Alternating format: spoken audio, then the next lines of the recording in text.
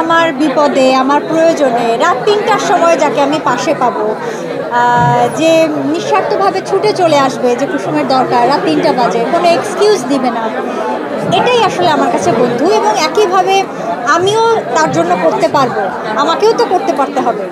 তো এভাবে আমি আসলে কাউকে অনেক দিন ধরে, হ্যাঁ, একবার দুবার তিনবার পেয়েছি অবশ্যই, বা 1 মাস 6 মাসের জন্য পেয়েছি, কিন্তু দীর্ঘ সময়ের জন্য আমি পাইনি।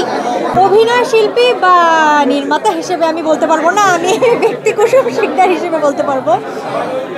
আমি আগেও বলেছি, আমার কাছে ভালোবাসা সেটাই যেটা দীর্ঘদিনের হয়, মানে খুব ক্ষণস্থায়ী একটা ভালো লাগা বা একটা ইনফ্যাচুয়েশন, একটা মায়া মোহ, একটা ঘোর, এগুলো আমার কাছে ভালোবাসা না।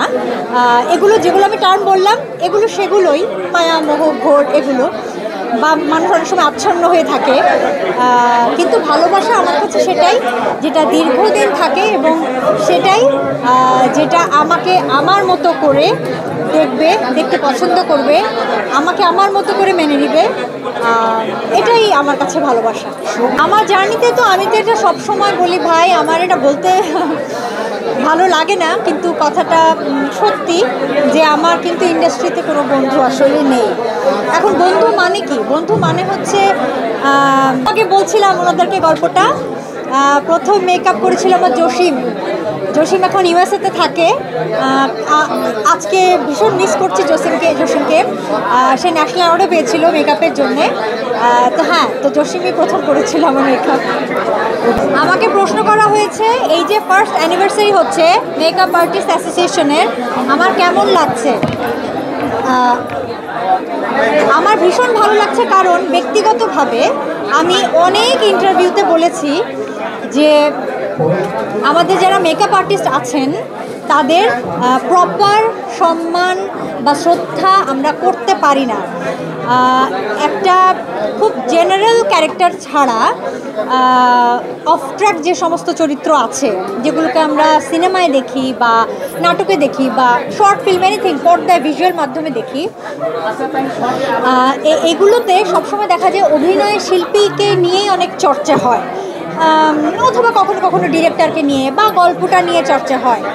কিন্তু প্রধান কিছু ফ্যাক্টরস থাকে, যেগুলো না থাকলে নাটক সিনেমা কিন্তু হয় না। তার মধ্যে লাইটের টিম, ক্যামেরার টিম, প্রোডাকশন, এবং অত্যন্ত গুরুত্বপূর্ণ হচ্ছে মেকআপ এবং হেয়ারের টিম। একটা যে কোনো চরিত্রকে, আপনারা এখানে অনেকেই আছেন, সাপোজ আপনারা XYZ ক্যারেক্টার প্লে করবেন, অথবা সাপোজ ওনাকে আমরা একটা গ্রামের চরিত্র দিব, উনি নর্মালি যেরকম সুন্দর বা যে গেটআপে আছেন এভাবে কিন্তু মানাবে না। ওনাকে চেঞ্জ করতে হলে অবশ্যই একজন মেকআপ আর্টিস্ট এবং হেয়ার স্টাইলিস্টের দরকার। তাদের ভূমিকা অনস্বীকার্য।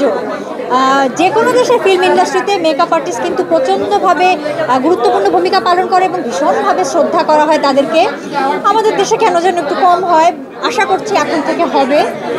তো আমার ভীষণ ভালো লাগছে অ্যানিভার্সারিতে এসে, এবং আমি সম্ভবত ফেলিসিটেশন অ্যাওয়ার্ড পাচ্ছি। আমি অনেক অনার্ড, আমি খুবই অনার্ড, এবং অনেক পুরনো আমার মেকআপ আর্টিস্টদের বন্ধুদের, ভাইদের দেখতে পাচ্ছি, যাদের সঙ্গে অনেক দিন যোগাযোগ ছিল না বা কথা হয়নি। ভীষণ ভালো লাগছে। তো আমি ব্যক্তিগতভাবে বলবো যে, যেহেতু আমি এরকম কাউকে পাইনি যে কোনো সময় যে কোনো দরকারে আমার কাছে ছুটে আসবে বা আমাকে সাহায্য করতে চাইবে বা সহযোগিতার হাত বাড়িয়ে দিবে, আমি যেহেতু পাইনি, তো আমি বলবো আমার তো নেই, ইন্ডাস্ট্রিতে আমার কোনো বন্ধু নেই। সেটা তো শিল্পী হিসেবে আমার কাছে খুবই অনাকাঙ্ক্ষিত, অপ্রত্যাশিত, খুবই অপ্রীতিকর। কারণ এরকম তো কখনো, আমি যতদিন ধরে কাজ করছি আমার চোখে এরকম পড়েনি বা আমার জ্ঞানেও এরকম নেই। আমি জানি না আগে হতো কি না, কিন্তু এখন একদম খুবই দৃষ্টিকটুই লাগছে বিষয়টা। আমি জানি না যে কেন এরকম হচ্ছে, এবং সত্যি কথা বলতে আমি এর প্রতিকার জানি না। আমি যদি জানতাম আমি অবশ্যই আলোচনা করতাম। আমি তো আসলে প্রতিকার দেওয়ার মতো কেউ না, এত স্পর্ধা আমার নেই।